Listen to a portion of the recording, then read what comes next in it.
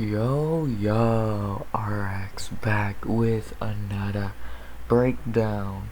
Not a recap, I'll talk about that in a second, but a breakdown of UFC Columbus Blades versus Dawkins. Yeah, where do I start this off? Well, obviously, as you know, I did not do a recap because I didn't upload it. And I say that because I kind of think the recaps are kind of stupid. They get shit views, and kind of just like whatever. So what I was thinking, I would just do a quick recap of UFC London right here in this video, and then go into the breakdown of Columbus. So yeah, I think the recaps are done. If you want them back, tell me and I will consider it. But right now, they are done. But without further ado, before I get into the recap and the breakdown, please like, comment, sub, all this shit. I'm gonna go sub by the end of the year. And as always, let's get into this. So for a quick recap of UFC London, obviously Muhammad Merkave ran through Cody Durden, like we all knew he would. Landed a nice flying knee that led into a nice guillotine and got the W. Easy win for Muhammad. Kid looks like a future killer, bro. Kid looks like a future killer. After that, you had Louise and Corey McKenna had a decent fight. McKenna had a pretty weak round 1, turned it on a bit in round 2, and in round 3 she really had a good round, but I think it was too late, and Louise took the 29-28 decision. Not a good look for Corey McKenna losing to someone like Elise Reed, but it was her second UFC fight and she's only like 23, so she'll be back. And for good win for Elise Reed. After that, a really good fight, Jack Shore and Timur Valdev. Shore had a really bad round 1 and even a bad second half of round 2. But the second half of that round 2, he started to turn it on and fight better.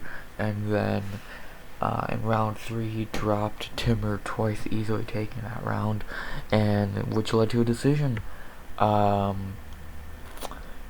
and Shore took the decision, 29-28. Yeah. Really good showing by Shore that he can take. I don't know what the right what's the right term? Not endurance. He can take damage and bounce back and fight. He won't just curl up into a ball and quit, which in the bantamweight division, that's something you need. So yeah. And then for Timur, best performance we've seen against best performance by an opponent of Jack Shore so far. So yeah, Shore looks like if he can just, I've said before, if he can just get that striking better, he's gonna be a problem. He dropped Timur twice in just round 3, so yeah, I think Shore's good, man, very good. After that, the most Paul Craig fights imaginable, and that was Paul Craig, obviously, versus Nikita Krylov. So Krylov got Craig down and then was raining shots on him, and then out of nowhere, after like 2 minutes of Krylov just standing above him, Craig threw up an insane arm triangle choke and got it. The most Paul Craig of Paul Craig finishes ever. And yeah, Paul Craig, man, 34 years old and is just fucking insane. Like, who does not like Paul Craig? Jamal Hill's one of my boys, and even I like Paul Craig. Like, I don't know. He takes a lot of damage in that division, but I think Craig could be something in that division. They did call out Lionheart Smith. I don't see that fight happening, but I feel maybe Thiago Santos. So yeah. And then for Krylov, what do you expect? He's not going to beat a Paul Craig level guy. How Craig and Shore were both underdogs, I will never know. But, yeah. After that, not much to say here. Pavlovich and Shamil, 40-year-old heavyweight guy, his brains beaten. Pavlovich is back, man. Great performance. And then the featured prelim, Makwan and Grundy. Grundy rushed in for a takedown and got on Araconda choked. And yeah, Makwan wins in about 57 seconds. Good win for Makwan, he needs it. Sad for Grundy. Yeah, those were the prelims, they were fun. The main card just was fucking mental. Alo Tapoya Jai Herbert. Herbert hit Alo with a perfect head kick, but Alo got up, and then in round 2 with one of the nastiest combos, body shot up top, sent Herbert out cold. And Alo, man, good win at 155. Then the performance of the night, I don't care what anyone says. Meatball Molly and Luana Carolina. 2 crazy rounds of action. Molly McCain fight. In round 3, same thing, but Molly out of nowhere, spinning elbow, knocks Carolina out cold. Performance of the night, knockout of the night, whatever. Molly McCain the fucking GOAT. Go watch that knockout. After that, Gunnar Nelson to Takashi Sato. Nelson just wrestled him for 3 rounds. Not much to say. Patty and Vargas. Patty took normal Patty Pimblett damage, but got reversed on the ground. Beautiful Ronda Rousey-esque takedown, and then locked up a rear naked choke. The baddie, bruh. After that, Arnold Allen, Dan Hooker. Allen and Hooker wanted to go out there and fight, and Hooker was not the one out wanting to fight, man. He got clipped a couple times and put down. So, yeah. And then the main event. Tom Aspinall, Alexander Volkov. Aspinall just beat him everywhere with no problems. Literally ran through Alexander Volkov like he was nothing. Like, I knew Aspinall should easily win like he did, but I didn't think that easily in round by what, Kimura? Or straight arm lock, so yeah. That was UFC London. Quick recap. Molly McCain, the highlight of the card. Patty, still Patty. Arnold Allen's crazy. Tom Aspinall. It was a fun card. But now we're 10 minutes in ish. Yeah, let's talk about UFC Columbus with in-depth breakdown in a way. And we start off with a pretty whatever fight. Did the fight get cancelled? Or did they move fights? Did they move some fights around? No, never mind. With a pretty whatever fight to start off the card. That fight is, I don't know their nicknames, I want to see them. Louise Saldana versus Bruno the Tiger Souza. What is a pretty whatever fight to start off the card? Let's talk about Louise Saldana. Was he 1-1 in the UFC? Really, I think he's 0-2. I don't think he won that Jordan Griffin fight. But yeah, he's shown he's good. He's not bad. Thought he in his 2 fights against Lingo and Griffin, he's not looked bad. He's not looked like a winner in a way. So he does not look like that amazing. So yeah, yeah, he's just not had the most impressive performances. After that insane front kick KO on Contender Series, it's like, damn, not much to say. He's 2 UFC fights underwhelming. And then for the opponent, Bruno Souza, I forget who he stepped on a short notice to fight. Oh, Molesky. Yeah, if I remember that fight, Bruno looked okay against Molesky. He looked better than most people expected. So, yeah.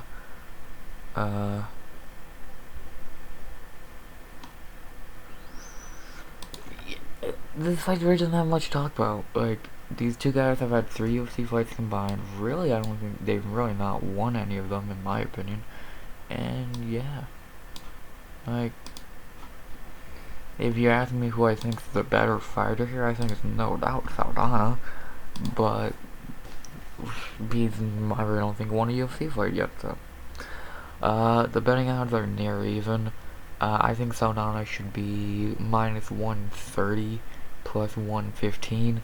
I think Saldana should be the favorite and should win, but it's kind of a tough one to call. I would say I'm about like 50% confident, and yeah. Yeah, about 50% confident. Saldana should win, if we're being honest. But we'll see what happens. I could see this fight going either way. Not much to say there. But a fight I have a lot to say, because it's actually a very, very good fight. When topology wants to load. And David Undertaker Dovak versus Mateus Nicolau. We're not seeing Dovak in a minute since his easy one against Giancarlo Randanos last year, which that Giancarlo was a late replacement for, I forget who, for Javier Paiva. But Dovak's had 3 UFC fights: Bruno Silva, Jordan Espinina, and now Juan Cano. He looked good in them. He's not looked overly great. He's just looked good. He's a very smart fighter, and he had some good. Bruno Silva, very good win if we ever see that guy again. Like, yeah, Dovak's good. Wish we saw him more often, but you know, yeah, not much to say. But Dovak, like, there's not. I remember. It's funny. I remember Dovak fights, and at the same time I don't, because they were just like, whatever. So I don't know. But for Nicolau, he's had what, 5 UFC fights? I wanna say 5. Oh no, he's had a bunch. Never mind.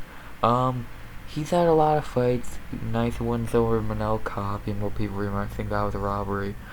It's Tim Elliott, same thing. People think that was a robbery. It wasn't. His best win is Manel Kopp. He has lost to Dustin Ortiz, not a great guy to lose to. But Nicolau is good. I think Nicolau has some potential. I think he's good. Yeah, this is a very good fight for the reason of it. I think 8th and 9th ranked flyweights going at it. Yeah, it's a very hard fight to call because it's 2 of these younger guys in that division, both 29 years old, very young. And it's a tough one to call because they both have very good styles and they don't fight the dumbest.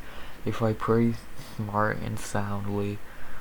It could go either way. The Dovak is coming in a slight favorite. I would have it near, like, completely dead even at 115. I think this fight can go either way. And with that being said, the way I think it's gonna go, And Mateus Nicolau is getting his hand raised again. Yeah, I think he's gonna get his hand raised again in the octagon. I think he's gonna give Novak his first UFC loss.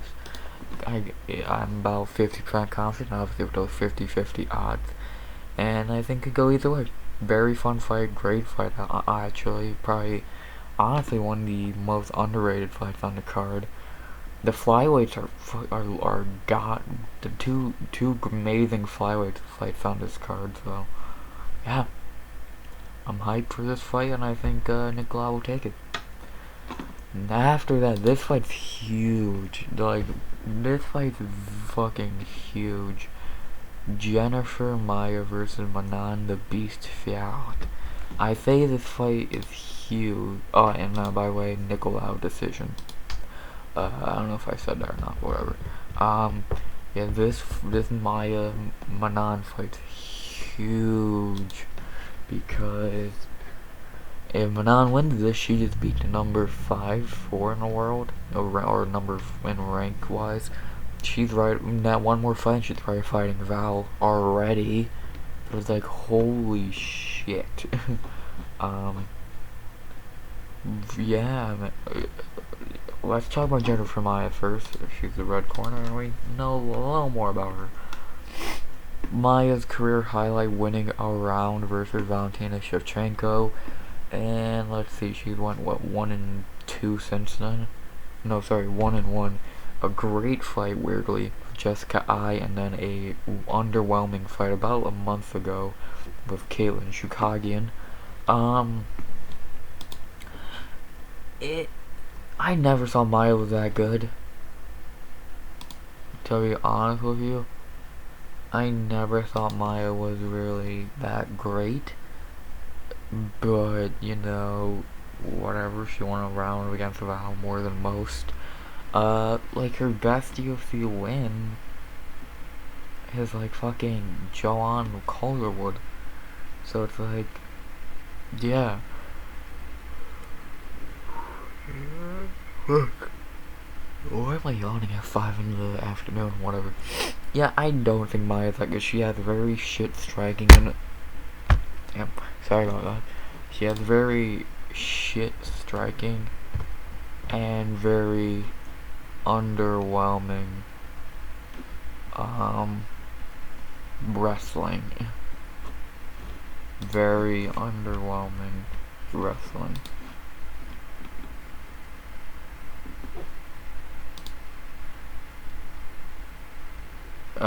Yeah, she's just not that good. Like, she's only, like, if the division was more stacked talent-wise, Maia would not be, like, if flyweight had as much talent as strawweight, let's say, Maia's nowhere near a top 10, let alone 5. But for Manon Fiorot, she has been running through everyone. Well, she's 3-0 in the UFC. Easy. She ran through Victoria Leonardo. She ran through Tabitha Ricci, and she would have ran through Mara Bruno Silva if she didn't fuck around so much. So 3 dominating easy wins for Manon, and yeah, now she's already fighting for top 5 ranking. She was supposed to fight Jessica Ai about at 272, but she got canned. So yeah, that would have been one of the worst beatings we've ever seen. But you know, shit happens. But now she's fighting Maia, and let's be honest, do I even need to sugarcoat who I'm picking? It's not even close. Manon Fiorot's gonna win so easily, it's not even funny. Yeah, she is the -400 favorite. I disagree. I think she'd be at least 6 to 7. I want to say that if she was fighting -1,000. I'm not even trying to be funny. The Manon should be at least -1,000 versus Jessica Ai. So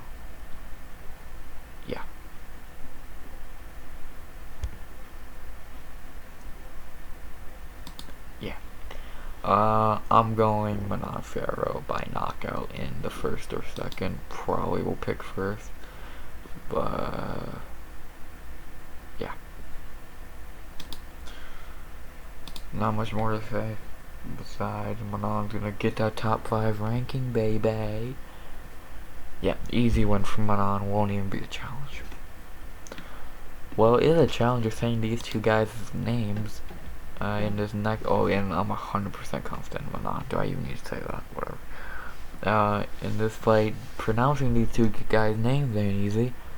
Aleskagab Kizarev versus Dennis Tulilian. Not gonna waste much time on this fight. Don't know much about either, let alone Dennis the Menace.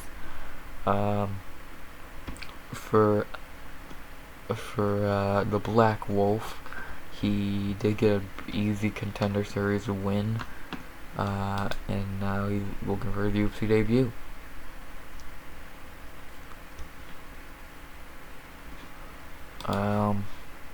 Yeah, he's Russian, so he's a wrestler, but he also can strike a little bit, so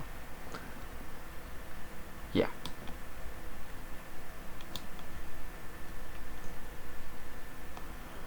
Not much more to say about him. Like, again, he's Russian.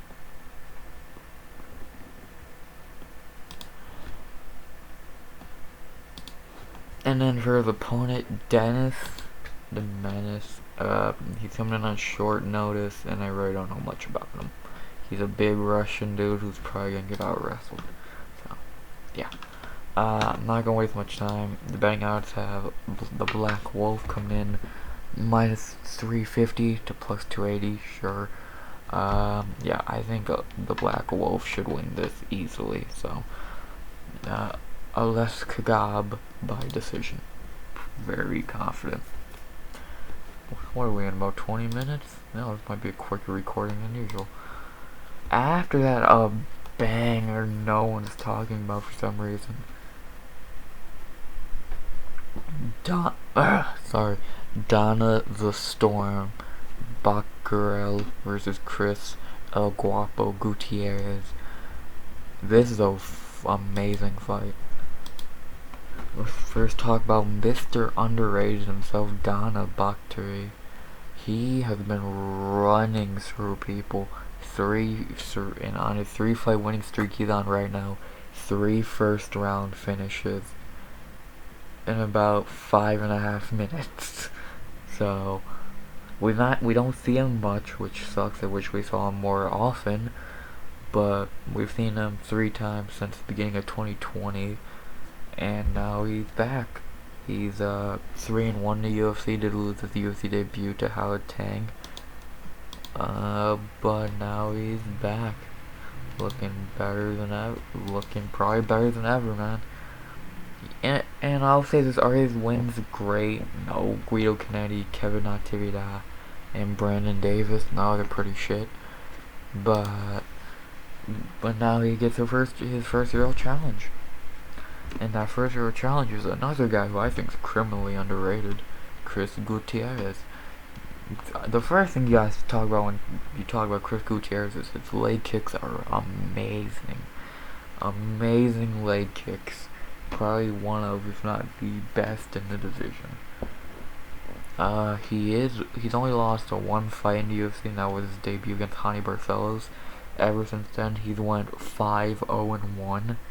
So this is a big fight for him. If he can win this, I think he finally throws his name, he really should have been fighting these guys anyway. Throws his name in there with more top tier guys to be fighting. So yeah. Really this fight is to see who's going to be fighting higher competition next and who's going to be staying a little lower in competition. Because both of these guys have been dominating, just not against great competition. So it's like, what do? Put them together. And this was supposed to be Montel Jackson, not Chris Gutierrez against Donna. But Gutierrez stepped in about 3 weeks ago, I think. So yeah, great fight. I'm excited. The betting odds have Donna coming in a minus 160 favorite to plus 135. Honestly, I might have near even again. I know I would have done a slight favor, like minus 130 to plus 120, like a slight favor. So yeah, I think Donna should win this, and yeah. But I could go either way. So with that being said, I think Donna's gonna take this one by knockout in the first, keep the streak going, and yeah, man, underrated Donna Bachtery. I'm about 50% confident again. Oh yeah. After that, not much to say about this fight. It's gonna be a walk in the park for one. Sarah McMahon versus Carosa. Do I even need to break this down? Carosa's gonna walk through McMahon. It's not even funny. Sarah McMahon is what, about 40? She really is 41 years old. Yeah, I'm not gonna waste my time on this. Rosa is the only good prospect or young fighter in bantamweight in the women's bantamweight division. That division is so dead. So yeah, Rosa's minus 220 as a favorite, should be minus 4 to 5. Yeah, she's gonna win this fight easily. Not much more I can say. I'm going Carosa by easy 30-26 decision. After that, a very weird fight that I don't know why it got booked, but I'm happy it did. And that is Neil the Haitian Sensation Magni versus Max Payne Griffin. If you look past the rankings, this is a great fight, but why is he number like 8 fighting an unranked guy? And it's not even like a short notice fight. This fight was booked like 3 months ago. So I'm very confused. But you know, it is what it is.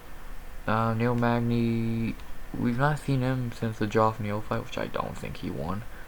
I never had a very high look on Neil Magny. I always thought he was whatever. If he wasn't so lengthy, he wouldn't be that good. Joff Neal gave him problems. Like Chiesa wrecked him. Robbie Lawler, ooh, good win, I guess. His last good win was the Leech. And then the Leech might be his best UFC win.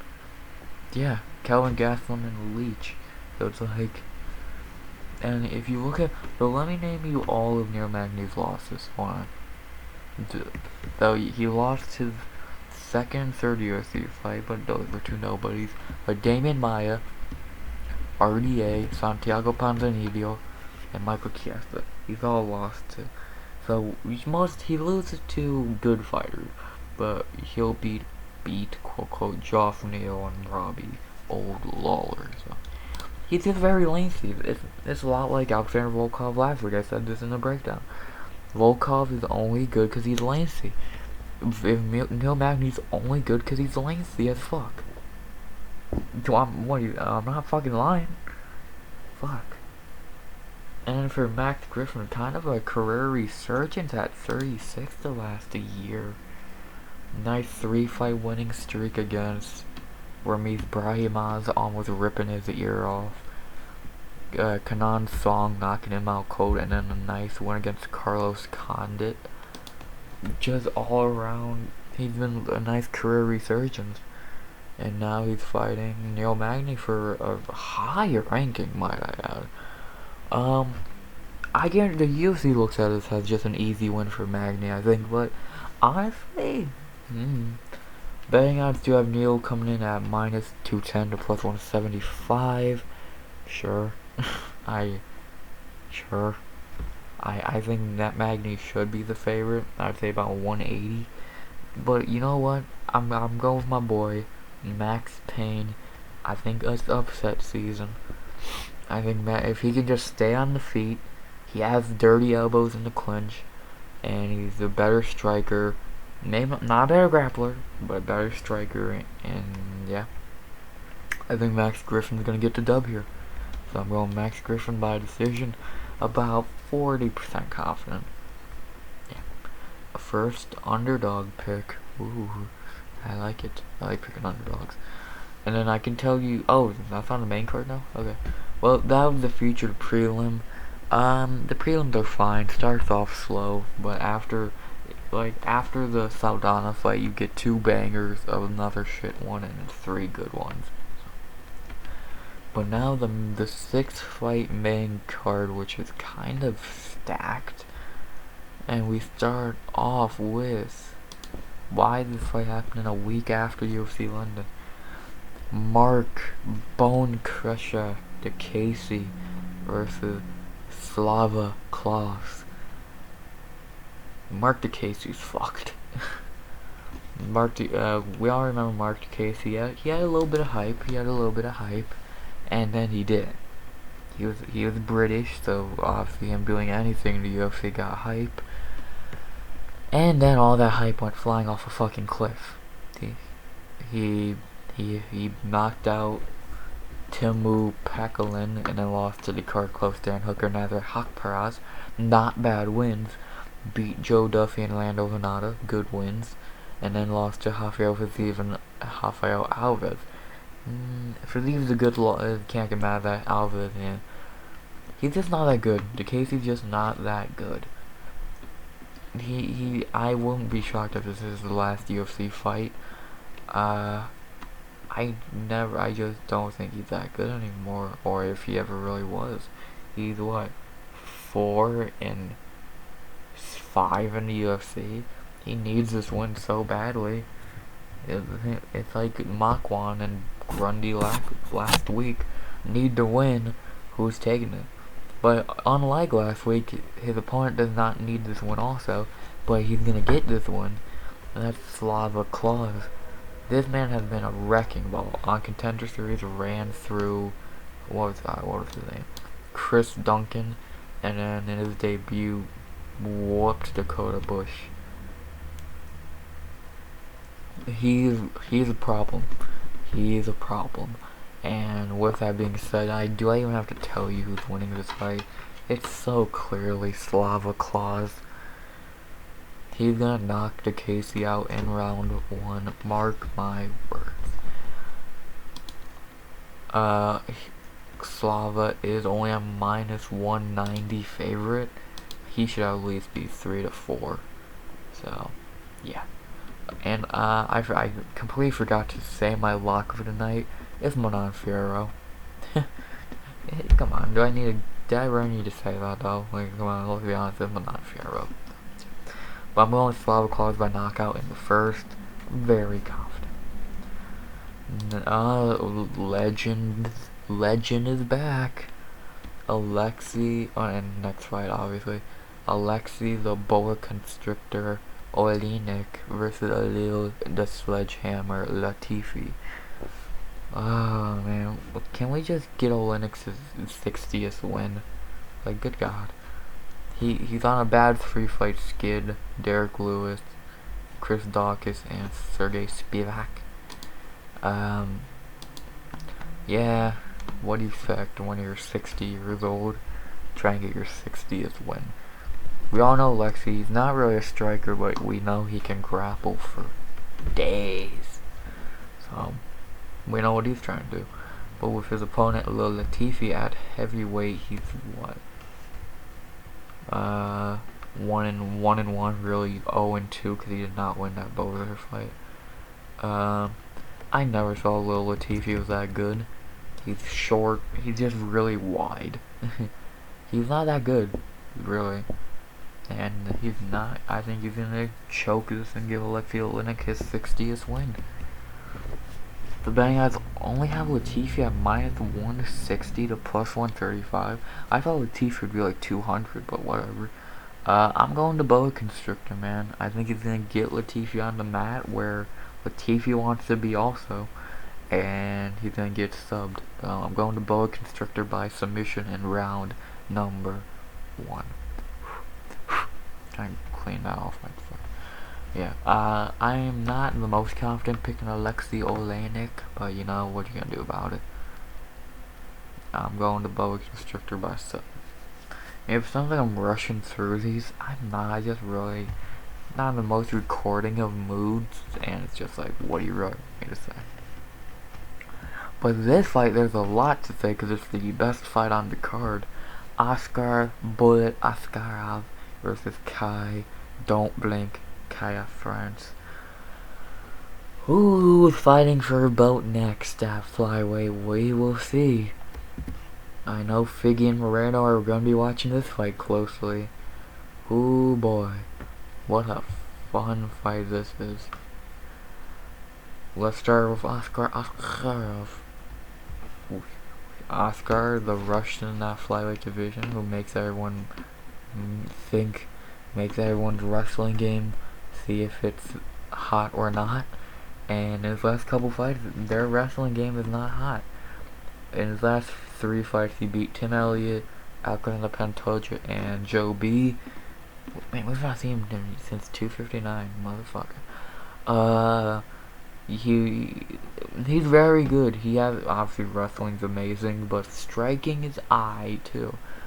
He wet blankets the shit out of you, and that's what, for these light guys who really don't get that very hard pressure, in the wrestling game a lot, getting that wrestler just fucking wet blanketing you is probably annoying. Tim Elliott and Joe B, they've never fought a guy, I can't, unless there's someone I'm forgetting, who have they fought that wet blankets them? Or could? Not many. He's a problem. Oscar is a problem. Now if he fights someone who can stop a takedown, now it gets interesting.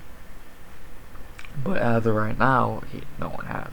And in his 4 UFC fights, because I only named 3, he had a draw with Brandon Moreno. In his debut, he's having a draw with Brandon Moreno. Goddamn. He's really good. Oscar is very, very, very, very, very, very good. You wanna know who else is very, very, very, very good? Kai France. In his last fight, putting his name on the map versus Cody Garbrandt. And then before that, knocking out Rodrigo Bontorin. Oh man, they both fought on UFC 259.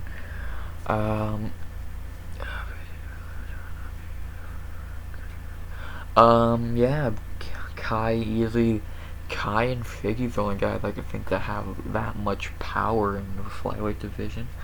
And they use it very, very, very well. You mind, mate, thank you.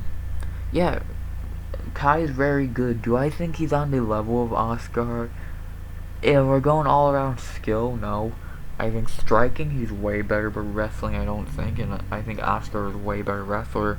And striking, he's not that level, but he ain't so far away as Kai is as a wrestler, I think. So, this fight's very hard one, because if you think Kai's gonna stop takedowns, then you think Kai's gonna win. If you think he's not gonna stop takedowns, then Oscar is gonna win. Or if you're just crazy, you think Oscar is gonna be able to outstrike him. More praise to you. Do you mind? Yeah, the betting odds for this fight are terrible. -300 Oscar Askarov, plus 240. No. I would have Oscar at -150 to plus 130. Slight favorite. I think it's a very close fight. I could go either way. No. I'm going Oscar Askarov by decision. I think he'll squeak it out and earn the title shot. After that, this is just fan service. Matt the Immortal Brown versus Brian Bam Bam Barbarino. This is literally just fan service. A, Matt Brown is from Cincinnati, Ohio, or from Ohio, and B, this is just legend versus legend. So, yeah, let's talk about Matt Brown, man. We all know Matt Brown, but in his last fight, we didn't know Matt Brown because he flatlined Diego Lima. Completely dusted Diego Lima after two fight skid. But Matt Brown still got it, man. He's 3-2 in his last 5, and his 2 losses are to Carlos Condit and Miguel Baeza. The Baeza fight, no one's shocked he lost, and same thing Carlos Condit. So he's still got it at 41. He might not be the top guy. He was at one point, but he still can go, man. He can still go. And for Brian Barberino in his last fight, a nice win versus Darion Weeks only 3 months ago, at the end of December. And then, yeah, he's not had as good of the last couple fights as Brown. He's 2-3. But you gotta remember, he's Vicente Luque, Randy Brown, his first 2-0. Then he beat Anthony Ivory and Darion Weeks. And then he lost Jason Wade. I think he won that fight. So he's not hanging with as good of competition as Matt Brown is, but he's still hanging with good competition. So it's like, yeah.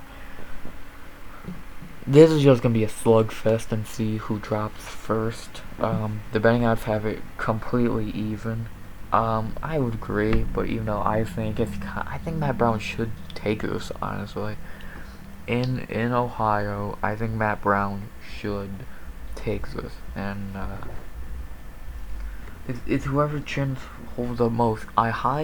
Could one go in there with a wrestling game plan? Yeah, but do I think one's gonna go in there with a wrestling game plan? No, I think they're both gonna go out there to put on a show for the fans, and I think they're gonna do that and have a great fight, probably fight of the night, and I'm excited. I'm going with the Immortal by decision. I think he should take it, and yeah, Immortal by decision, maybe. After that, the main event of the evening, the fight I'm most hyped for on this card. Jojo Wood, no, not so called her, versus Alexa, thank God she's fucking back, Grasso. Wow, I like this fight a lot. 2 fighters I like. Who doesn't like these 2 fighters? Let's start with not so Calder Wood. We all know Joanne Calderwood. She's not great, but she's not terrible. She's like the most mid fighter in like the UFC. Like, she'll beat Jessica I, which was her last win, or fucking when her fucking record pops up, Lauren Murphy, who she got robbed against. But she's not gonna beat Talia Santos or Jennifer Maia, which I'll talk about Maia fight more in a second. She's only 3-2 in her last 5. Like, beat Andrew Lee, beat Jessica, beat Lauren Murphy, but lost to Talia Santos and Jennifer Maia. She's still going. She's still in that mid-level of rankings. She should have fought for the belt, but she wanted to stay active and fight Jennifer Maia for no reason when she had a fucking title shot booked against Val, and she fucking was like, I want to stay active. Dumbass. But yeah, she's not great anywhere, but she's not terrible anywhere. She's just good. But then for little Lexi Grasso, which by the way, it's been almost a year, longer than a year since we saw Alexa Grasso. Well, thank fuck she's back. But to talk about Alexa Grasso, we all know her. She has amazing striking. Like, amazing striking. But her one downfall is wrestling. Obviously, her 2 losses being to Tatiana Suarez and Carla Esparza. Also, she was killing herself to make that weight, though. Well, what do you really expect? But her striking is so fucking crisp. It might be one of the best unless I'm forgetting some. Her and Marina Rodriguez, which I just looked at, was a fight booked at one time. Holy shit! Might be the 2 best female strikers in the UFC. Joanna doesn't fight anymore, and who else could you? Whaley's very good, but I don't see it. Val's very good, but yeah, like, I don't know. Grasso is so good, and she's such a volume. She like, if you think fucking Bobby Green's volume, Alexa Grasso's volume. So yeah, the betting odds do have Alexa Grasso coming in -220 to +180. I would have Grasso around 250 to 3. She should win this pretty soundly. Not saying JoJo can't strike, but unless JoJo goes out there for a wrestling game plan, which I doubt it, Grasso should easily just strike her way to a 30-27. I'm going Alexa Grasso by decision. Happy to have her back. And yeah. I'm trying to think if JoJo has a chance at winning. No. Honestly, unless she gets a lucky fucking takedown and submission. Yeah. Going Alexa Grasso by decision. I'm pretty confident. Happy to have Grasso back. I just hope JoJo doesn't cut, bro. I'd be so sad if JoJo got cut. Like, who doesn't love JoJo Calderwood, man? But yeah, I'm going Grasso decision. And now the main event that's not named John Blachowicz versus Alexander Ratchik, or the co-main, which was not named Michelle Waterson against Amanda Hebos. But we got this new main event booked a couple weeks ago. Curtis Razor Blades versus Chris Daukaus. Huge step up for Chris Daukaus. Like, I thought he would take a step down after losing Derek Lewis. Nope. Right to Curtis Blades. We all know Curtis Blades' game plan. We'll get on you and tire you out, land some elbows, maybe get a finish, or squeak, or lay on you to a decision. That's what he did against Alexander Volkov. That's what he did against Jairzinho Rozenstruik. That's what he did against Junior Dos Santos. That's what he does. Derek Lewis made him a striker, and when he did finally go for that takedown, he ate an uppercut and went to sleep. He's a very subpar striker, very, very subpar striker, and a very good wrestler. But if you can't, every fight starts on the feet. I never thought Curtis Blades was that good. I think he's immensely overrated. I'm gonna wrestle you. Fun. But for his opponent, Chris Daukaus, he was running through competition. 4 nice wins: Parker Porter, Nascimento, Olynyk, and Shamil. But then he also met Derek Lewis's right hand, and he didn't like it. Daukaus is the complete opposite. He's a complete striker, and we've really never seen him wrestle fight. Maybe in the Nascimento fight, but I can't remember seeing him wrestle. If he can stop takedowns in this fight, he's gonna win easily. If he can't stop takedowns in this fight, he's not gonna win easily. This is a 5-rounder, so I feel like Blades has the better gas tank. But we don't know what Daukaus' gas tank is. So, yeah. With that being said, I'm going, well, first, the betting odds, -335 for Curtis Blades. I think Blades should be the favorite, but I would say 200. He should not be a 300 plus favorite. But with that being said, I'm going a police officer, Chris Daukaus. I think he's gonna finish Blades. I feel like he'll stop a takedown and finish Curtis Blades. But in round either 1 or 2, probably 1. So I'm going Daukaus by finishing the first. I'm not the most confident, but fuck it. Let's have fun with this shit. Yeah. First time picking Chris Daukaus. Why the fuck have I not picked him before? I don't know. To go back over my picks real quick. Louise Saldana by decision. Mateus Nicolau by decision. Manas Ferro, my lock of the night, by knockout in the first. Alesh Cobb by decision. Donna Bachtery by knockout in the first.